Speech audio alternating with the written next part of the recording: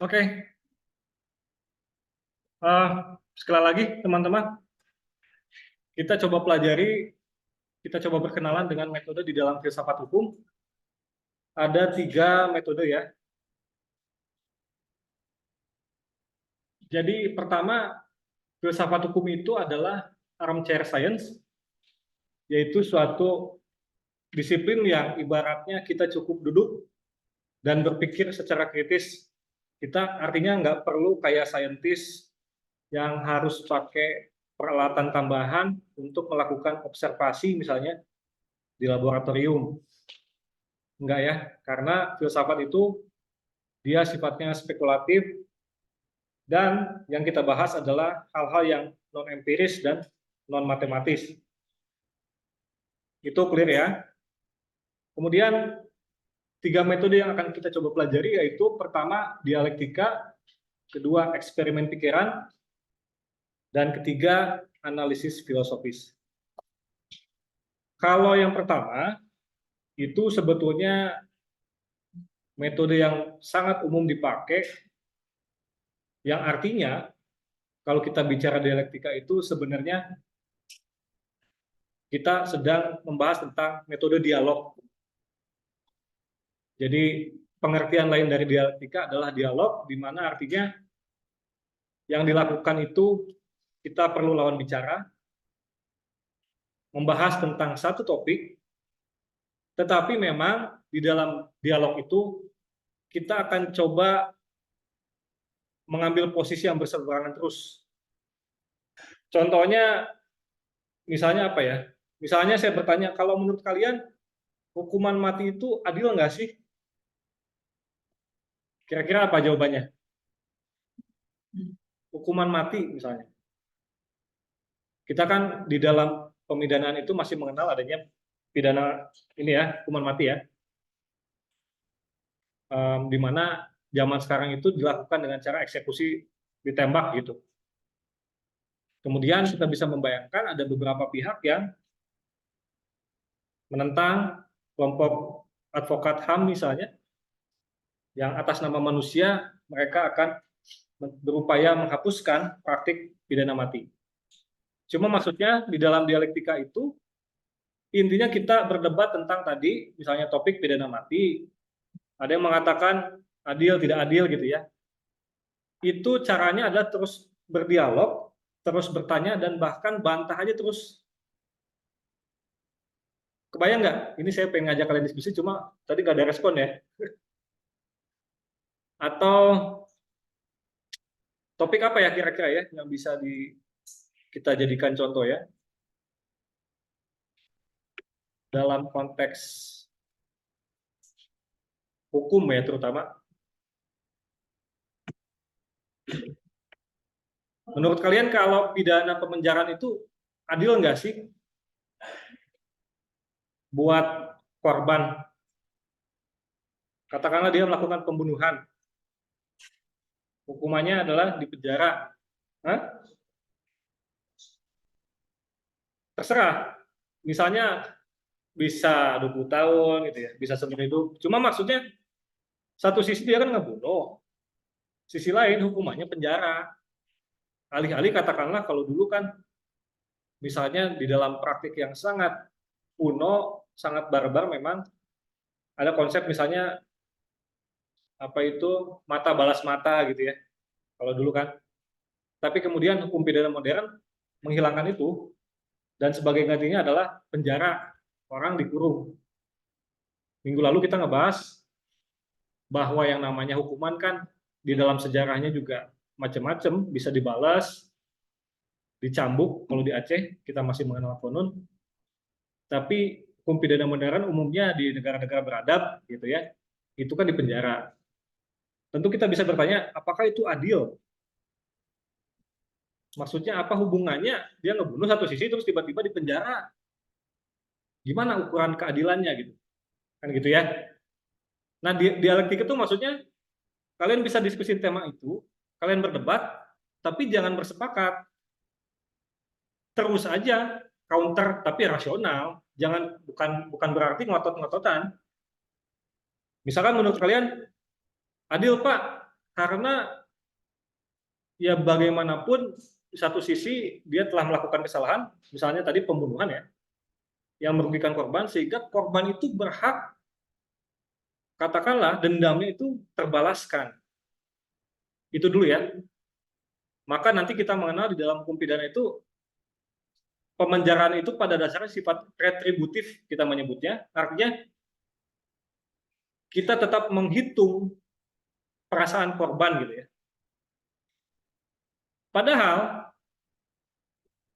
konstruksi di dalam hukum pidana, kalau terjadi tindak pidana, itu kan sebetulnya yang dilanggar itu adalah kepentingan siapa? Apakah kepentingan korban atau kepentingan publik? Hah? Publik.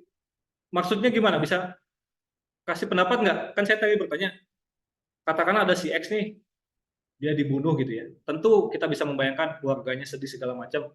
Tapi konstruksinya, kita selaku orang hukum, sebenarnya peristiwa itu bukan peristiwa yang privat, bukan personal, tapi peristiwa publik. Ngerti nggak maksudnya? Begini ya, jadi sebenarnya teman-teman di dalam hukum pidana itu, kita kan, kalau saya di kelas HAM suka ngejelasin ya, bahwa semua warga negara, semua individu, semua makhluk hidup, kita ini yang real, itu kita ngasih kekuasaan ke negara. Kita ngasih power ke negara untuk penyelenggaraan pemerintahan, bikin ketertiban, termasuk dengan perangkat kepolisian dan seterusnya ya. Kita ngasih power ke negara, yang mana sebetulnya negara itu kan fiksi sosial.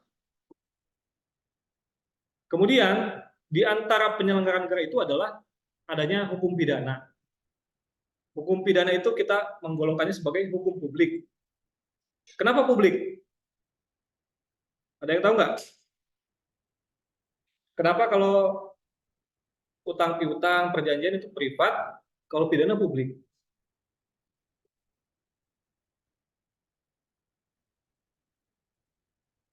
Mengatur semua orang? Betul, bahwa hukum pidana itu menyasar semua subjek ya, satu. Tapi maksudnya kenapa sih perjanjian, misalnya utang piutang, nggak kita golongin sebagai hukum pidana? Hah? Karena PMH gimana maksudnya? Coba.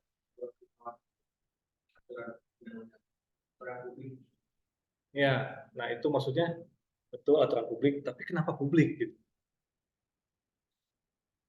Betul sih secara ininya mah, dalam konteks perjanjian kita akan klasifikasi dia sebagai one prestasi, beda dengan PMH, perbuatan melawan hukum, diatur di 1365 misalnya. Tapi pertanyaannya justru kenapa itu digolongin sebagai publik? Perjanjian nggak digolongin sebagai publik gitu.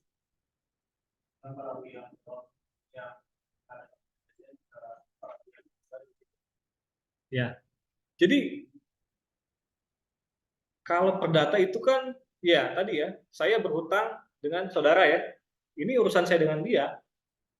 Tapi kalau pidana, itu menyangkut publik karena yang diurusnya itu masalah kita bersama.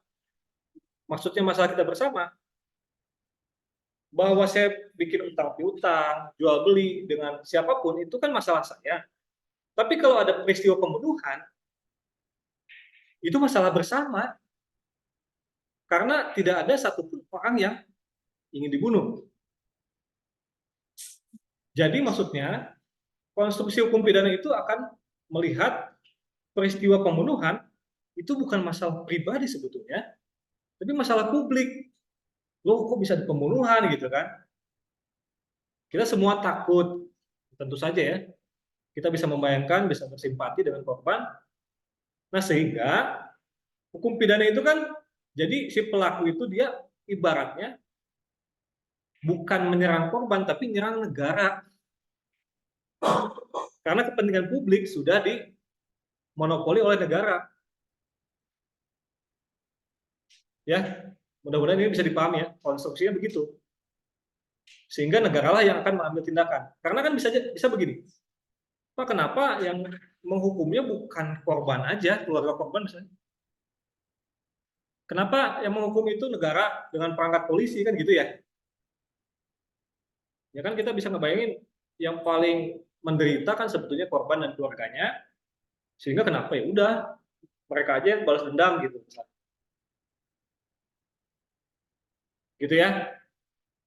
Nah, dialektika sekali lagi intinya mah dialog, gampangnya topiknya bisa apa aja, kalian bisa praktekin, tapi tipsnya atau apa ya, tata caranya itu kalian jangan bersepakat. Tapi juga bukan berarti jangan asal bantah. Selama argumennya rasional terus saling bantah. Nanti kalian akan sampai ke kesimpulan tentang apapun itu yang paling rasional. Gitu ya. Nah, kemudian ada eksperimen pikiran. Dari judulnya aja kita bisa membayangkan dia itu eksperimen tapi di pikiran. Nah, ini kita akan coba lihat ya. Dan yang ketiga adalah analisis filosofis. Yang ketiga itu akan kita banyak bahas di pertemuan berikutnya nanti ketika kita ngebahas aliran-aliran filsafat hukum. Nanti contohnya mungkin sedikit saya akan sampaikan. Berikutnya saya ingin kita main eksperimen pikiran dulu. Saya minta semuanya terlibat ya, ngasih pendapat, mohon perhatian. Di sini ada yang disebut dengan masalah troli problem. Kita perhatikan gambar yang dikirim. Bayangkan ceritanya kalian ini adalah orang di sini, kalian semua ya. Jadi masing-masing dari kalian itu orang yang di sini. Oke, kalian ada di sini ada tuas yang bisa kalian tarik sehingga kereta itu bisa pindah jalur. Skenarionya adalah di sini ada kereta yang melaju, di mana kalau kalian biarkan, kereta ini akan menabrak 5 orang. Jelas ya? Tapi kalau kalian tarik tuas ini, kereta ini akan bergerak ke kanan sehingga hanya menabrak 1 orang. Oke, ini eksperimen pikiran yang mungkin agak mengerikan ya. Tetapi for your information, ini salah satu eksperimen pikiran yang dipakai dari zaman dulu kala ketika kita membicarakan etika ya. Kalau di kampus Stanford, Harvard ini pasti dibahas, udah biasa. Pertanyaannya sederhana, siapa di antara kalian yang akan menarik tuas ini? Tolong angkat tangan. Gak ada yang mau? Satu, oh banyak. Silakan, yang ini dong, yakin. Oke, kita anggap ada sebagian dari kalian ya. Silakan pendapatnya apa? Kenapa narik tuas? Ada yang mau sharing nggak? Kenapa kalian memutuskan narik tuas? Kenapa? Saya sih harus biar ke kanan Pak korban biar satu daripada 5. Biar korbannya 1 doang daripada 5. Jadi kita berpikir kuantitas ya. Oh, daripada 5 orang, pilih 1. Ada pendapat lain selain itu? Ada pendapat lain selain pemikiran bahwa secara kuantitas, yang mending ibaratnya yang terbunuh 1. Nggak ada ya? Yang tidak akan menarik siapa? Yang tidak akan menarik? Silakan, argumennya apa? Kenapa tuh alasannya? Saya tidak punya alasan. Nggak punya alasan. Sekalipun tadi kata teman kamu, ini kan jumlahnya 1, itu 5 loh. Itu kan alasan ya. Kira-kira bantahannya apa gitu? Kenapa kamu mau tetap mutusin nggak mau narik? Mungkin karena saya tidak kenal. Misalnya Mohon perhatikan, oke? Misalnya orang yang saya suka ini teman saya. Jadi saya. Oh, berarti bersyarat ya skenario-nya ya? Kalau yang kamu suka gimana? Berarti sebaliknya? Kalau 5 orang itu yang kamu suka atau dekat dengan kamu? Iya, ya seperti itu. Oke, berarti tergantung orangnya gitu ya. Ya andaikan semuanya orang asing, pertanyaan saya. Kalau tetap tidak akan kita, Karena alasannya? ya sudah. Oke, oke. Whatever happens, happens ya. Termasuk memutuskan untuk tidak juga itu kan bagian dari keputusan ya. Ada pendapat lain? Saudara tadi angkat tangan ya? Kira-kira apa ya? Alasannya nggak apa-apa. Nggak ada salah benar ini.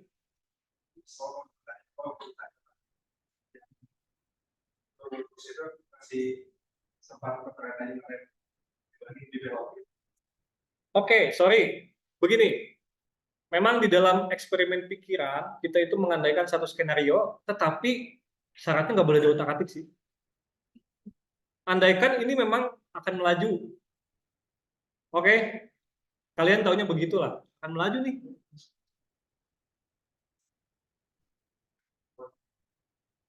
Gimana kira-kira bagi yang nggak ingin narik tuas, alasannya apa lagi? Kenapa nggak mutusin untuk narik? Jalan.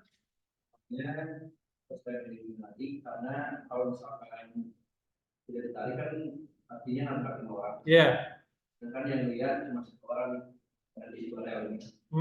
Berarti beda ya trauma orang ini.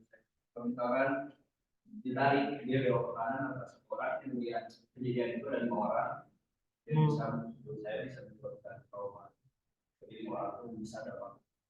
Oke, menarik ya. Justru yang dipikirkan adalah pasca gitu ya. Oke, yang dipertimbangkan adalah persoalan psikis, psikologis. Sekalipun sebenarnya yang paling terancam itu kan nyawa ya. Karena dua-duanya pasti bukan ada kondisi kematian gitu ya. Oke.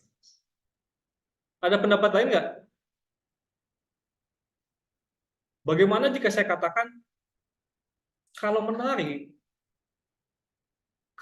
itu kan berarti saya sengaja nih menggerakkan satu peristiwa sehingga kalau kita pakai perspektif hukum pidana unsur mens rea dan actus reus terpenuhi.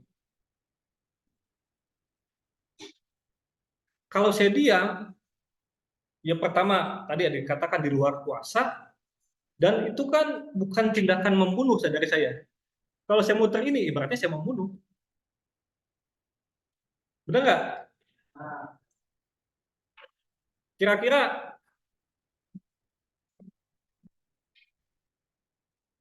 ada bantahan nggak dengan pernyataan itu? Itu kan satu hal yang masuk akal ya.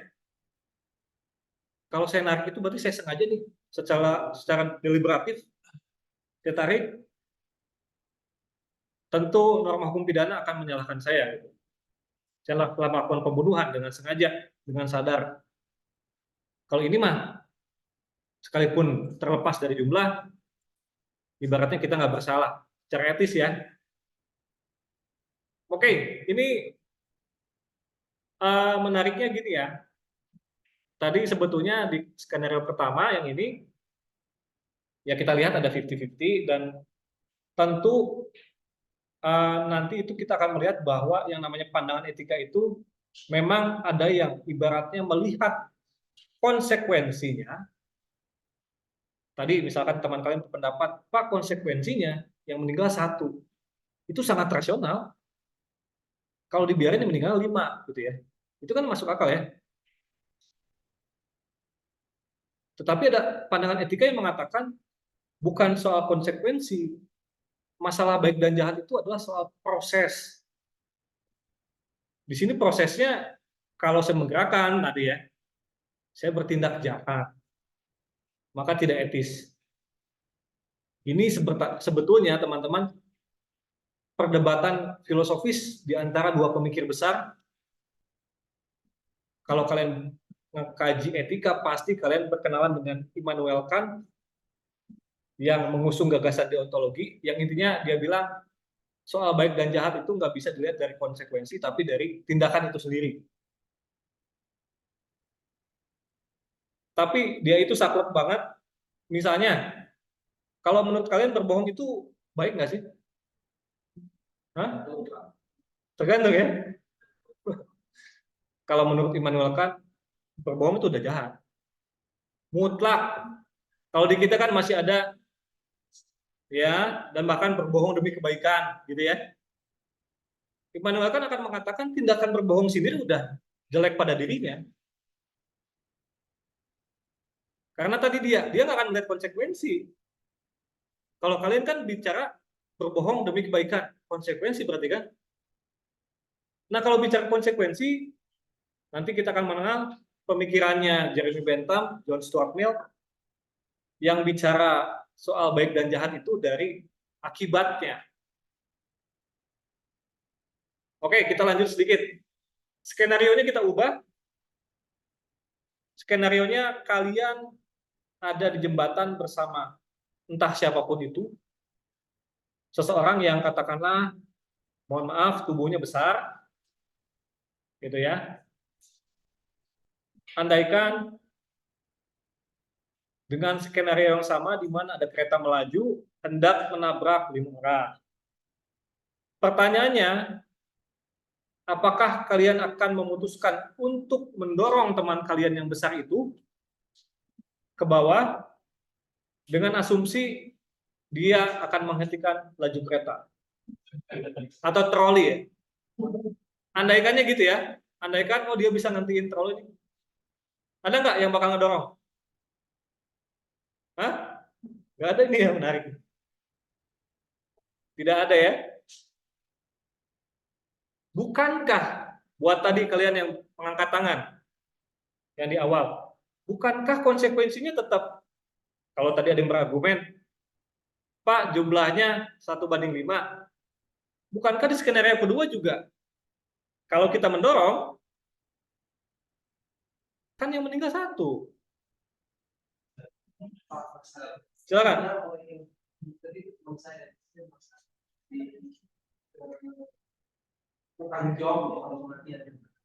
Andaikan ya orang asing lah.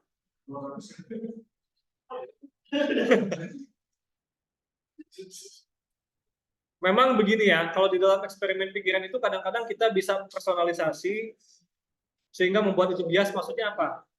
Kita tentu bisa membayangkan orang-orang yang abstrak ini keluarga kita misalnya, tentu akan sangat bias ya. Makanya kita abstraksikan saja orang asing. Poinnya adalah bahwa menariknya, ini memang di berbagai macam eksperimen di kampus manapun ya, termasuk di Harvard, ini suka dilakukan eksperimen ini. Menariknya sikapnya terbelah. Maksudnya tadi ya, yang di kasus ini banyak tuh yang milih untuk narik tuas, tapi begitu ke kasus ini pada nggak mau. Padahal sekali lagi kalau kita cuma melihat akibatnya, kan sama-sama mengurangi korban. Tetapi ada perbedaan tentu saja secara personal, secara psikis antara narik tuas dengan ngedorong orang gitu ya. Itulah yang ngebuat rasa-rasanya ini berbeda. Ini contoh eksperimen pikiran untuk mengetahui sikap etika. Apakah kita ingin melihat atau apakah kalian melihat itu etika sebagai sesuatu yang dilihat akibatnya doang atau prosesnya juga?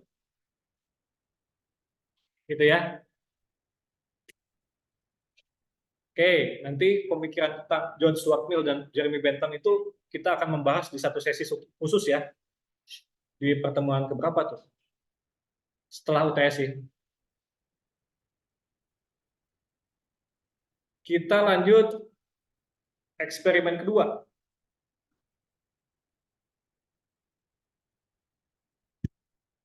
Ini nggak kebaca ya?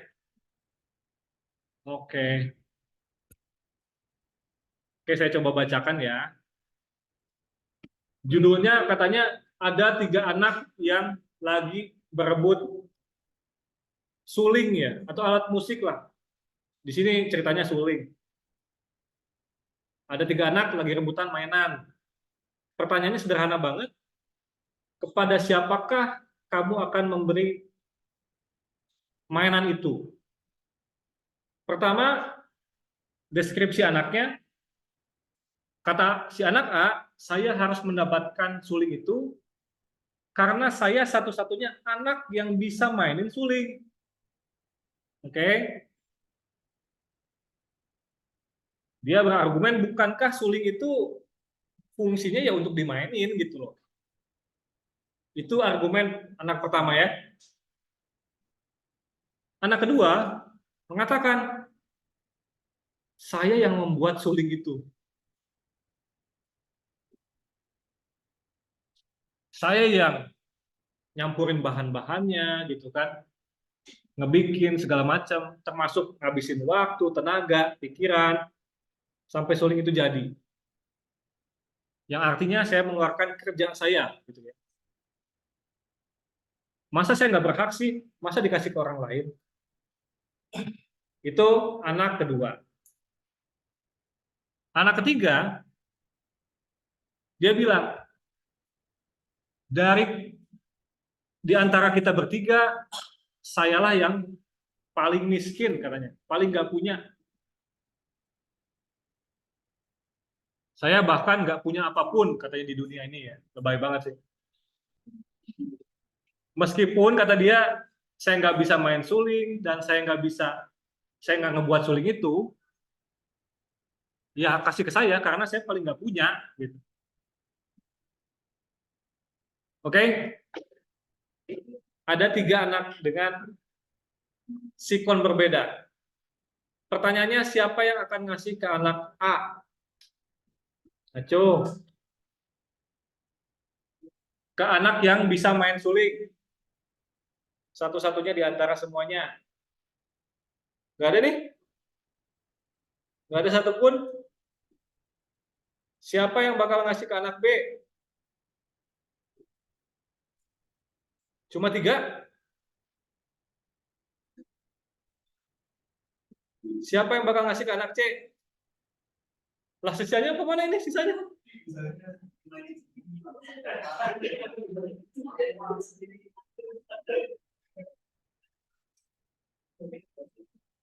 Yang A sekali lagi ada nggak? Hah? Silakan. Argumennya apa? Kira-kira? Karena si yang A sebagai dewasa itu udah saya kasih aja ke yang itu, terus saya tanya dia B dan C, ya kalian bisanya apa? Mungkin kalian bisa cari pengalihan yang lain lah sesuai dengan yang saya bisa sulit. Oke.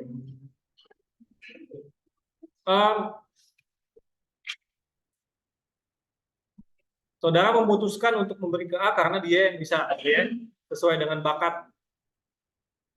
Dia berbakat main suling, yang lain nggak bisa, ya udah. Itu argumen pertamanya. Yang memilih anak B siapa? Satu, sok silakan. Menurut saya aku kasih anak B karena itu sulitnya anak B itu berhak menjadi hak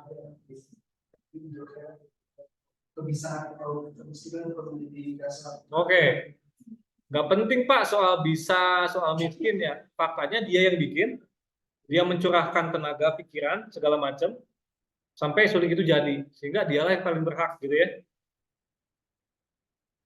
Oke. Yang C tadi siapa? 1, 2. Silakan. Saudara dulu. Saya bisa tapi sama saya itu yang belum pernah. Oke. Yang A pernah main suling, yang B bisa bikin, saya belum pernah.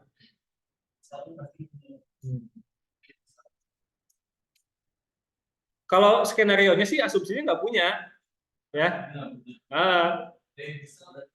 Nah, paling gitu ya. Paling dia pernah main gitu kan. Oke. Yang C ya. Saudara argumennya apa? Kalau di Indonesia kan ini sebenarnya adalah sosial politik ya. Wah. Berarti kalau yang C itu karena ini paling sosial politik, ya udah karena dia mesti segala macam kasih aja. Sedangkan ada yang itu bisa nanti dibuat kita bikinin kreatif buat sosialisasi. Oke. Tentu gini ya teman-teman, kita bisa berdebat tentang ini ya. Kita bisa saling bantah-bantahan kan. Tadi yang mengatakan A yang bisa doang ya, tentu B dan C bisa keberatan. Yang B akan mengatakan tadi, bukannya si B bikin gitu ya, kok jadi tiba-tiba diambil, terus dikasih ke si A atau si C. Sebaliknya, pihak yang C akan mengatakan, tadilah, soal pemerataan ya, bahwa ya kan B tinggal bikin gitu. Si A pernah main katanya tadi kan, sehingga C lah paling berhak. Begitupun si A, saya doang yang bisa main, kalau saya mainin semuanya bisa terhibur kan, misalnya, dengan suara suling itu.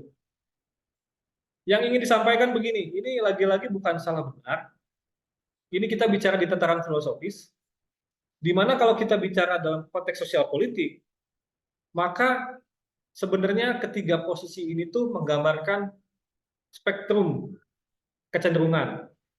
Yang pertama kita akan menggolongkannya sebagai pandangan yang utilitarian.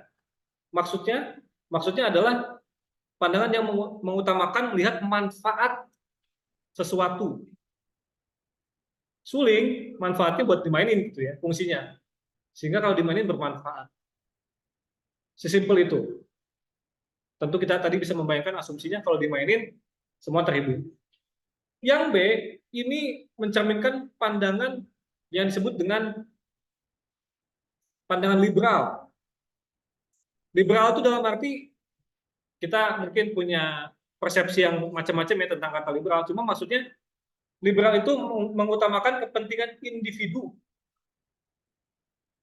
Gitu ya. Di sini kenapa kita katakan liberal? Karena dialah yang mencurahkan tenaganya untuk menciptakan itu barang, sehingga sebagaimana halnya misalnya dalam konteks hukum tanah, kalian pernah mendengar yang tanah diolah 20 tahun jadi milik dia.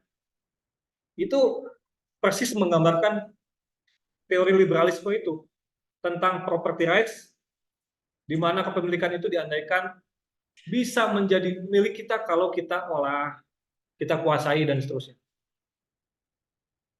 Atau begitupun dengan konteks jual beli, kalian beli HP segala macam kan itu mengandaikan kebebasan kalian, kalian pakai duit kalian beli HP gitu ya. Itu terserah kalian mau beli HP apa dan seterusnya. Itu pandangan B ya. Yang mana pandangan B ini sebenarnya menjadi saya berani katakan mayoritas gagasan di dalam BW, di dalam hukum hak asasi manusia itu sebenarnya pandangan B. Tetapi ada juga pandangan C yang lebih peduli kepada persoalan distribusi, pemerataan. Ya kita bisa membayangkan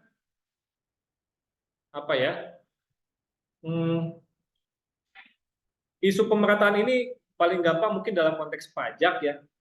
Kita bekerja, digaji oleh pemberi kerja, kemudian tiba-tiba ada pajak. Pajak itu kan ibaratnya memaksa ya, tidak minta izin gitu. Tapi kan tujuannya untuk didistribusikan ke pihak lain yang lebih membutuhkan. Itulah gagasan pemerataan yang mana juga tercermin di dalam gagasan hak asasi manusia ya. Gampangnya ini utilitarian, ini yang liberal individualis, itu yang kolektivis, yang sosialis. Itu adalah varian-varian filsafat politik yang menjadi kandungan nilai di dalam setiap kebanyakan norma hukum. Oke? Norma hukum itu selalu ada dimensi itunya tanpa kita sadari ya. Ada pertanyaan nggak? Ini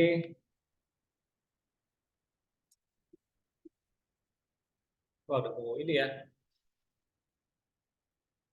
Oke, itu ya. Contoh eksperimen pikiran dalam kajian sosial maupun politik. Ini banyak sih sebenarnya contoh-contoh lain, cuma nanti saya nggak sempat ini ya ngasih materi ke kalian, dan ya insya Allah nanti saya buatkanlah paparannya atau penjelasan atas cuplikannya yang menerangkan beberapa slide itu. Cuma kita perlu masuk lebih jauh, teman-teman. Sebelum kita ngebahas filsafat hukum lagi, tadi kita udah mencicipi ya metode-metode filsafat hukum itu kayak gimana, cara pikirnya seperti apa, dan apa yang dibahas. Sekarang kita akan coba lihat dulu kedudukan ilmu hukum di dalam pohon keilmuan, katakanlah begitu ya. Nah, jadi sebetulnya kalau kita coba bikin klasifikasi, ilmu itu memang bisa kita bikin percabangannya macam-macam sih. Cuma kalau kita ingin agak permudah, maka secara umum ilmu itu bisa kita bagi dua, ilmu teoritis dan ilmu yang sifatnya praktis. Kalau ilmu teoritis, selain dia terdiri dari ilmu formal dan ilmu empiris, dia itu tujuannya ingin memperoleh pengetahuan saja. Oke? Titik, punya pengetahuan aja. Yang mana hasil atau produk dari ilmu ini nantinya akan digunakan oleh ilmu praktis. Jadi kalau ilmu praktis, dia itu punya tujuan ingin menyelesaikan masalah yang konkret. Kalau yang teoritis, dia cuma for the sake of knowledge. Cuma pengen tahu doang aja. Oke, sebagaimananya nanti kita akan melihat percabangan dari sini ya. Itu apa saja. Ilmu formal ada yang tahu? Apa aja contohnya? Kita sebenarnya tipis-tipis sudah ngebahas juga sih minggu lalu. Ada yang bisa nebak nggak kira-kira ilmu formal apa ya? Contohnya gitu.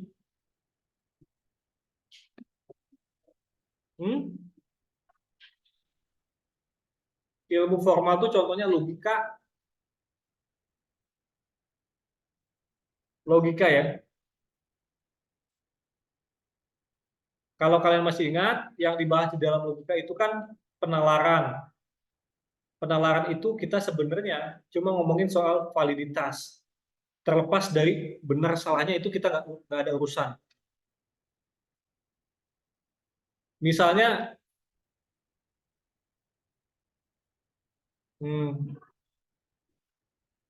saya bikin pernyataan begini. Semua yang berambut panjang adalah perempuan. Oke? Ani adalah perempuan. Maka Ani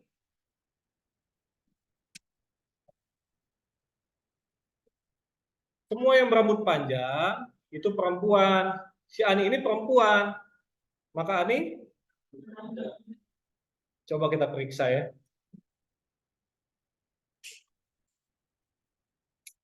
Kita ganti premisnya menjadi semua binatang adalah makhluk hidup. Oke? Tumbuhan adalah makhluk hidup.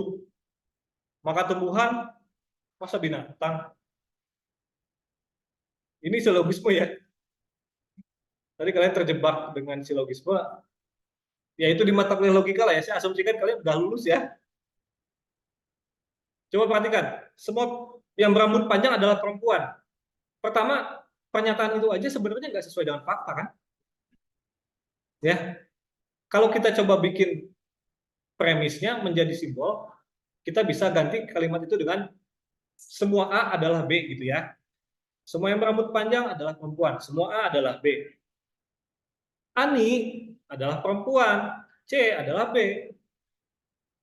Maka C nggak bisa disimpulkan A. Tuh, itu aja kalian udah bingung ya. Kayak misalnya, jika hujan, maka jalanan basah, misalnya ya. Jalanan basah nih, faktanya. Maka bisa dibalikan nggak? Jika hujan, maka jalanan basah. Kita melihat faktanya jalanan basah, maka hujan. Belum tentu hujan kan? Kan dia cuma bilang kalau hujan jalan pasti basah. Perhatikan, ini pun tidak sesuai fakta loh. Maksudnya ya kita bisa membayangkan di jalan ada ketutup pohon atau apa kan? Artinya ada bagian yang nggak basah gitu. Tapi kita mengandaikan di dalam logika itu suatu premis kalau hujan jalan basah. Terus pas kalian lihat jalan tuh basah nih.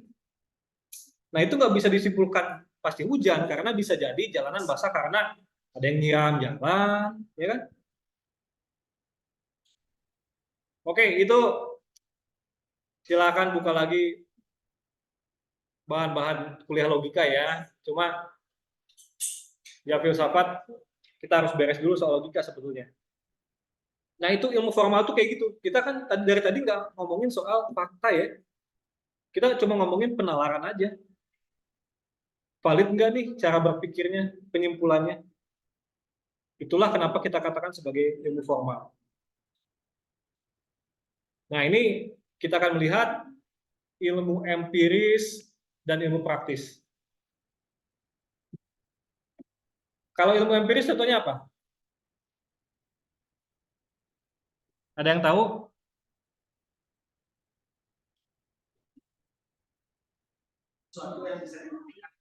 Apa ya? Contohnya? Iya, astronomi, fisika, kimia, biologi, itu IPA katakanlah ya. IPS juga misalnya, sejarah segala macam, itu akan kita golongkan empiris juga nanti ya. Walaupun nanti ada corak berbeda antara IPA dengan IPS, gampangnya gitu aja deh. Tapi sebelum itu kita lihat di sini ilmu praktis itu dia ada dua ya. Ada yang disebut dengan ilmu praktis nomologis dan ilmu praktis normologis. Kalau ilmu praktis nomologis itu kita akan mengkaji hal yang empiris dan berlaku prinsip kausalitas jika A maka B. Contoh gampangnya adalah misalnya dalam ilmu biologi atau ilmu kedokteran, misalnya kalian ke dokter terus kemudian suhu tubuh kalian dicek, oh ternyata suhu tubuh kalian 40 derajat Celcius ya. Maka dokter akan menyimpulkan kalian demam. Karena definisi demam adalah punya suhu di atas 38,5 gitu ya. Berarti di situ kan berlaku jika A maka B. Jika suhu tubuh di atas 38 maka demam. Fix pasti ya. Kalau batuk pasti flu kira-kira ya, buat menggampangkan. Itu ilmu praktis nomologis. Dia sifatnya ajak kausalitas jika A maka B-nya kuat.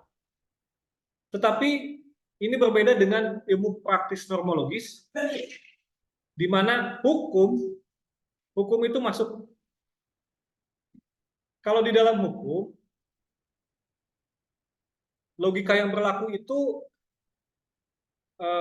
ada logika imputasi. Maksudnya gimana? Contohnya gini, kalau di dalam hukum itu bukan jika A maka B, tapi kalau kita cocokkan, akan menjadi jika A maka seyogianya B.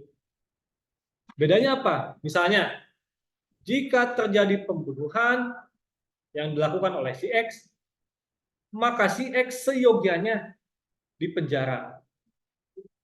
Perhatikan, dia nggak pasti dipenjara. Kenapa nggak pasti? Ya bisa jadi kan pembunuhan itu dilakukan atas dasar pertahanan diri misalnya. Kita sering mendengar di koran, di berita ya. Maksudnya ada orang dirampok, dia bela diri terus perampoknya meninggal misalnya. Itu kan nggak dipidana. Ya, unsur melawan hukumnya kan hilang ya. Kalau kalian masih ingat, ada alasan pembenar, ada alasan pemaaf di dalam hukum pidana.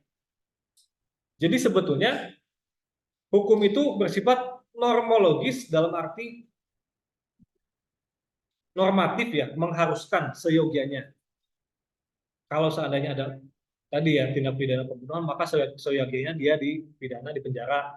Tapi kan seyogianya nggak niscaya, nggak fix, gitu loh.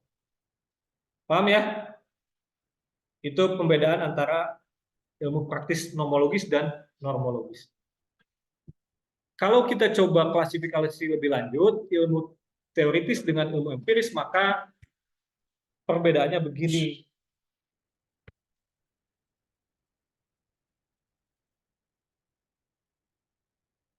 Ini silahkan dipahami ya, karena ya saya pastikan nanti kuis dari sini semua. Oke.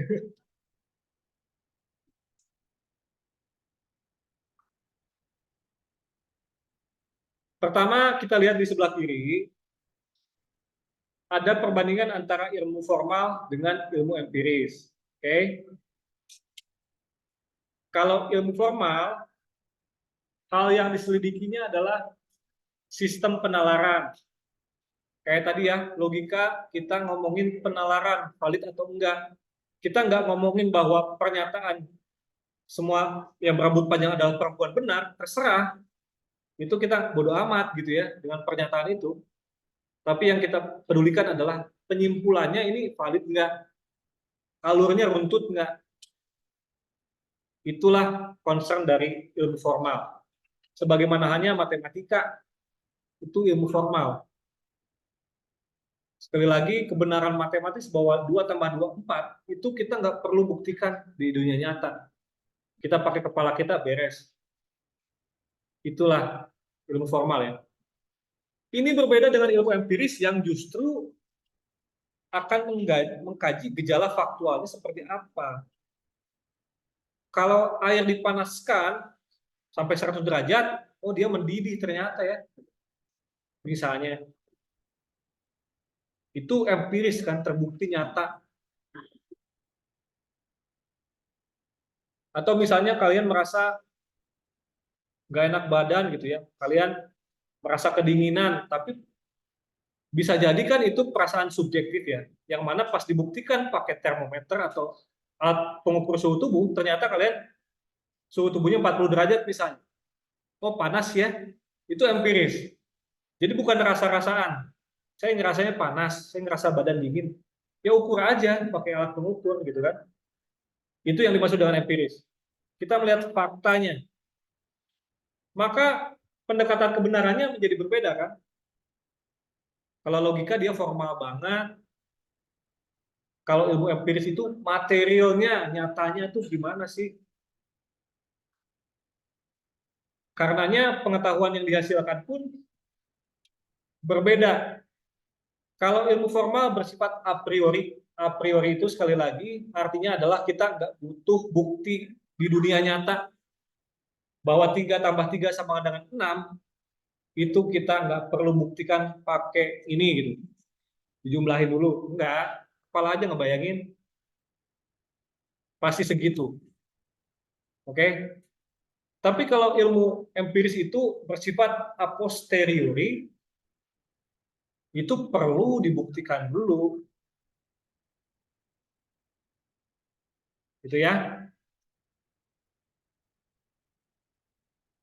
Kemudian, teman-teman, ilmu empiris ini bisa dibagi lagi jadi 2 macam lagi tuh. Jadi IPA dan IPS gampangnya ya. Bedanya apa? Kalau ilmu alam itu bicara tentang gejala faktual dalam kaitan dengan realitas fisik alam semesta. Maksudnya gimana? Maksudnya adalah gini. Kita bicara tentang hal-hal yang sifatnya objektif katanya. Objektif itu tadi ya, ketika kita menghadapi pandemi, kita merasa sesak dada, batuk, segala macam, maka untuk tahu secara objektif apakah saya kena COVID atau tidak, jadi tes swab gitu ya. Ada nggak menurut si alat swab itu? Bukan ngira-ngira gitu. Itu sifatnya objektif, terlepas dari saya percaya COVID atau tidak. Kalau kata hasil tes swabnya positif, ya positif COVID gitu kan. Mau saya percaya atau tidak ya. Maka cara kerjanya itu bersifat menerangkan. Menerangkan itu maksudnya deskriptif. Terserah kalian mau percaya COVID atau enggak. Kalau hasil swabnya positif, ya berarti kamu positif COVID dan COVID ada di dalam tubuh kamu. Gitu ya, contoh yang sederhananya. Ilmu-ilmunya ilmu IPA, fisika, kimia, biologi, astronomi, geologi, dan seterusnya. Ini berbeda dengan ilmu-ilmu humaniora atau ilmu kemanusiaan, karena yang dilihat adalah pengalaman manusia. Sifatnya intersubjektif. Contohnya paling gampang adalah kita yang mungkin saya sering bahas, konsep negara. Negara itu apakah dia makhluk hidup? Apakah dia ada nyata secara objektif? Hah? Atau cuma ada di kepala manusia aja? Pertanyaan saya gampang. Negara itu menurut kalian real nggak sih? Negara ini ada wilayahnya, gitu kan? Ada bendera, kita upacara tiap Senin gitu ya. Itu tuh maksudnya makhluk yang ada terlepas dari pandangan manusia atau cuma ada di kepala manusia? Kepala manusia doang ya? Kan COVID mah nggak kenal batas-batas negara, gitu kan? Binatang kan nggak paham negara gitu. Itu yang saya katakan sebagai fiksi sosial. Sebagaimana halnya kalian belajar ada namanya badan hukum. Apaan badan hukum? Itu kan pikiran orang hukum aja. Kita bikin nih, oh kalau misalkan ada orang tertentu, 2 orang minimal gitu ya, bersepakat bikin PT, yaitu badan hukum, dia punya subjek punya hak dan kewajiban berbeda sebagai subjek hukum.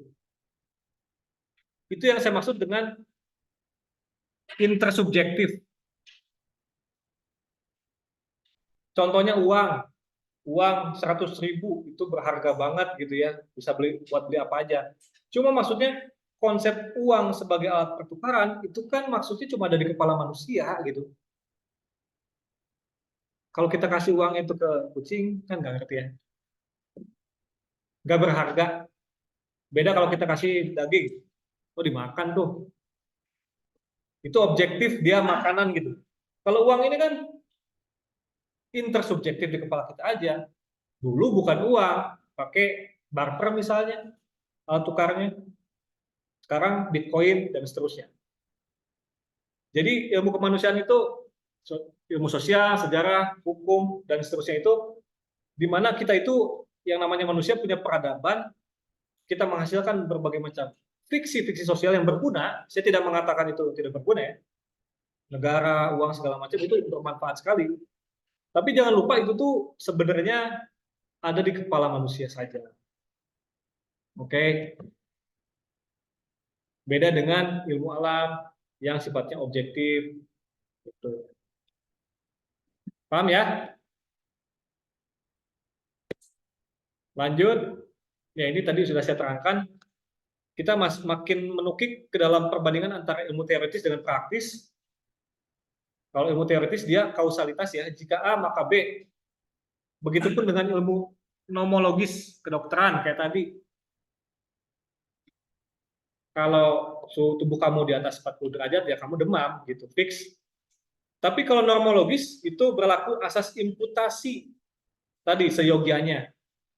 Jika seseorang mencuri maka seyogianya dia diadili gitu ya. Contohnya begitu. Dan fungsinya untuk menyelesaikan masalah konkret kalau hukum itu.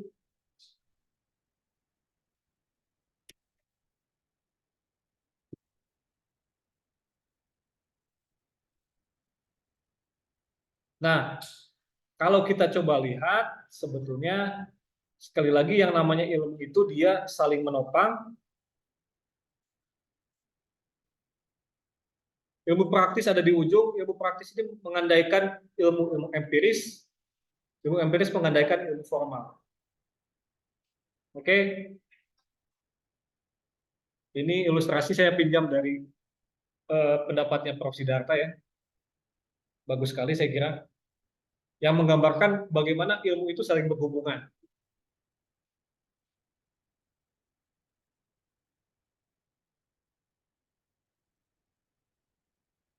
Nah, filsafat hukum tuh kayak gini ya, teman-teman. Yang kalian pelajari semua mata kuliah selain filsafat hukum, kita bisa golongkan sebagai ilmu hukum dogmatis. Yang kalian pelajari ya, perusahaan, hukum pelindungan konsumen, haki, hukum pidana, hukum jaminan, hukum internasional, itu semuanya ilmu hukum dogmatis. Maksudnya dogmatis itu apa? Yang mengkaji norma hukum positif, aturannya gimana gitu kan.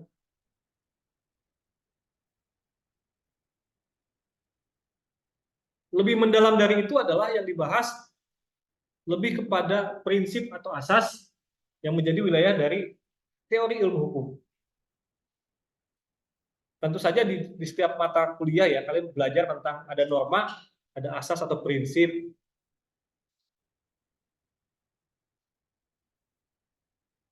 Misalnya contoh, ada yang masih ingat ini nggak syarat sah perjanjian? Syarat sah perjanjian apa sih? Sepakat, cakap, kalau saya halal, sama hal tertentu ya. Itu syarat sah perjanjian, biar perjanjian dianggap sah. Itu norma, oke? Kita katakan itu sebagai norma, kenapa? Karena ada pasal yang mengaturnya, 1320 misalnya. Di mana di balik norma itu ada prinsip pacta sunt servanda, yang artinya perjanjian itu harus ditaati. Pertanyaan saya gini, teman-teman.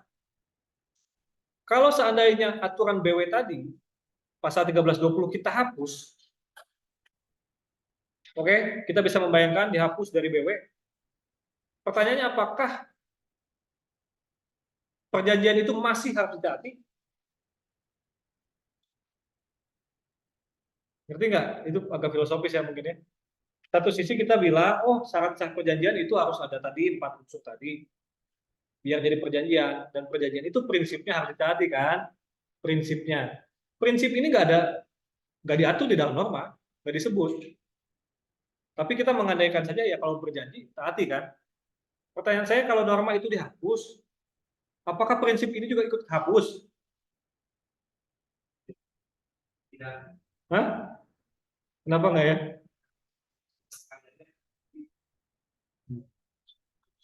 Itu tepat ya. Jadi orang hukum tuh bukan cuma baca undang-undang, enggak. Ada prinsip yang dia tuh nggak tertulis ya. Dan itulah yang dikaji di dalam teori ilmu hukum sebetulnya. Ya kalian pun belajar sih tipis-tipis ya. Di setiap mata pelajaran itu ada prinsipnya gitu. Ada asas. Itu kerap kali ya memang ada juga masuk ke dalam peraturan perundangan, tapi mostly itu enggak.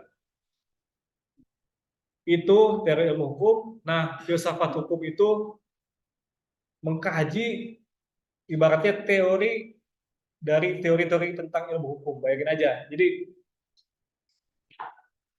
lapisan paling dalam ya. Walaupun saya akan mengatakan filsafat hukum secara luas itu mencakup teori ilmu hukum juga. Jadi sekali lagi kita nggak ngomongin norma gitu ya.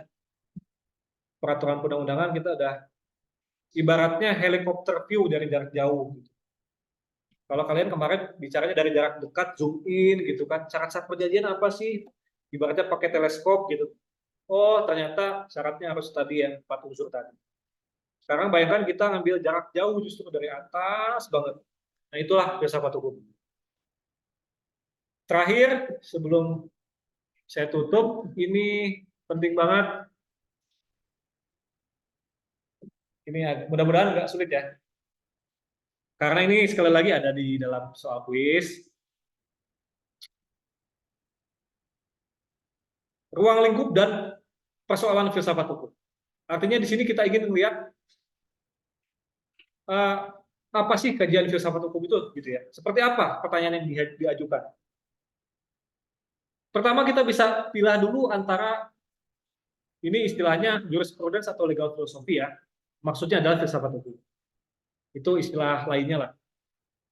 Di sini ada yang sifatnya normatif, ada yang analitis.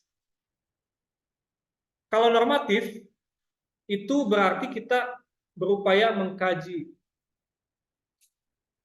eh, pembelajaran tentang filsafat hukum dari sudut pandang moral atau politiknya. Kita ingin menggali kayak tadi, kandungan nilainya itu apa sih di balik aturan hukum tertentu.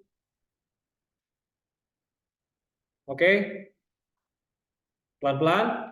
Dari sini kebagi lagi jadi dua.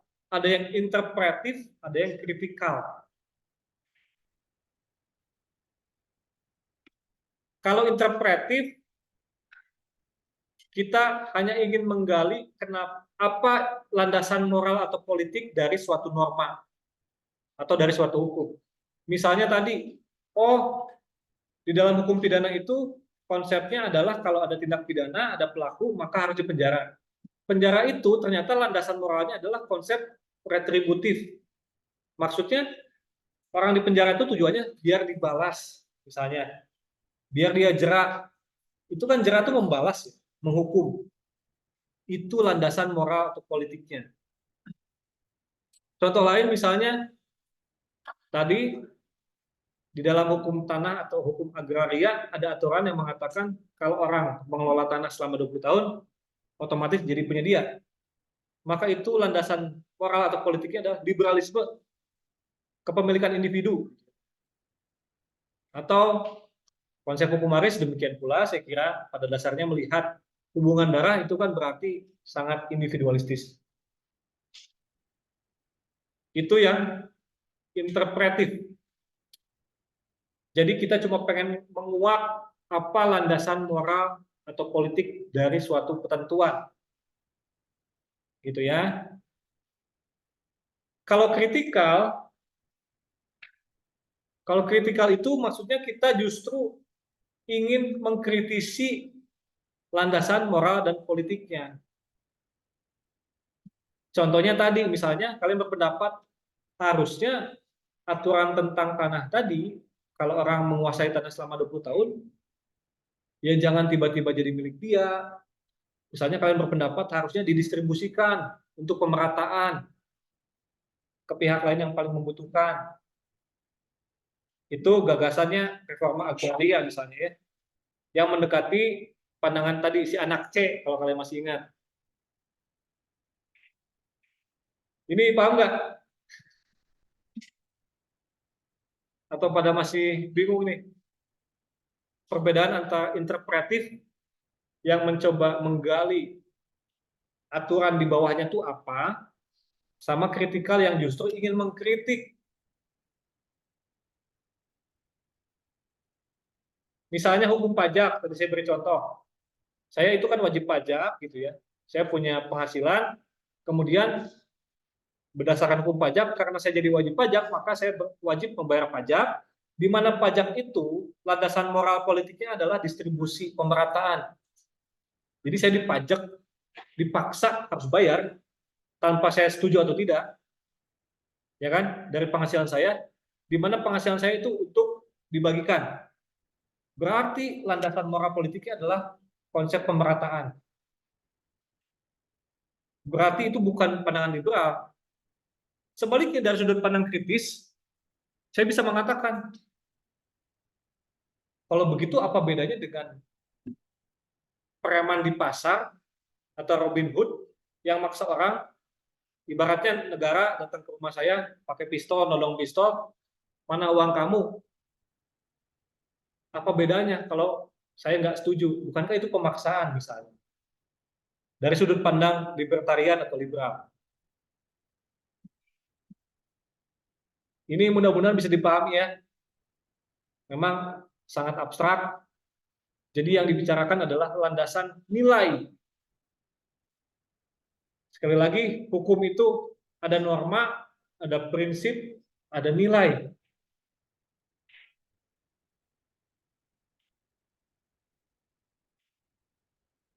Terakhir,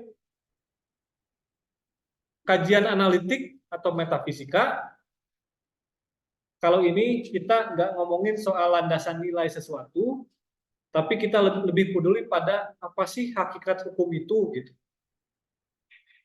Nanti kita akan melihat jawaban atas apa hakikat hukum itu ada berbagai macam aliran. Ada yang bilang gini, hukum tuh pada hakikatnya ya kehendak penguasa aja. Ada penguasa bikin aturan, terus dipaksain. Itu ada yang berpandangan demikian. Ada pandangan lain yang mengatakan enggak, hukum itu pada hakikatnya adalah soal keadilan. Ada perasaan keadilan di mana kita merasa perlu hukum untuk mengadili suatu peristiwa. Jadi artinya nggak semua hukum positif itu hukum gitu loh. Ada yang mengatakan begitu ya. Kemudian ada pandangan lain lagi yang mengatakan hukum itu ya masalah kebiasaan aja yang ada di dalam masyarakat. Di mana kita misalnya di Indonesia kita punya berbagai macam tradisi kebudayaan di mana praktik hukum itu beda-beda. Sebagai contoh teman-teman, saya lupa ya di daerah timur itu, saya lupa kalau kalian nonton di Watchdog ada tuh ya liputan di mana ada satu masyarakat nih di sana masyarakat adat sedikit gitu ya.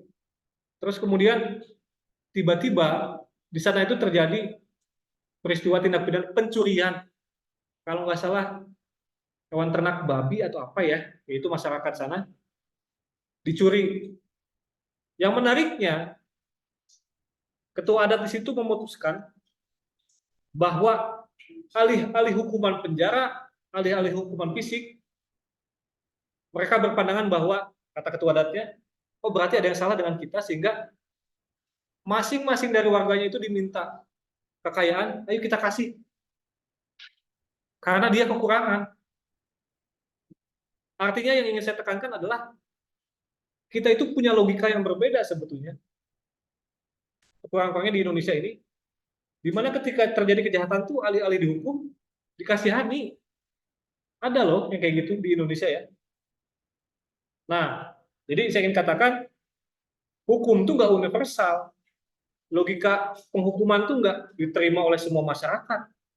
Ada masyarakat yang memberlakukan tadi logika yang sebaliknya, di mana pelaku tindak pidana itu justru harus dikasihani gitu ya. Berarti kan dia kekurangan atau apa nih gitu. Itu pandangan masyarakat adat tuh yang menurut saya kadang-kadang jauh lebih canggih ya daripada pandangan modern. Jadi hukum itu kebiasaan dan dia nggak universal. Nah itulah hakikat hukum itu nanti kita akan lihat di pertemuan berikutnya tentang aliran-aliran tersebut. Oke, ada pertanyaan nggak?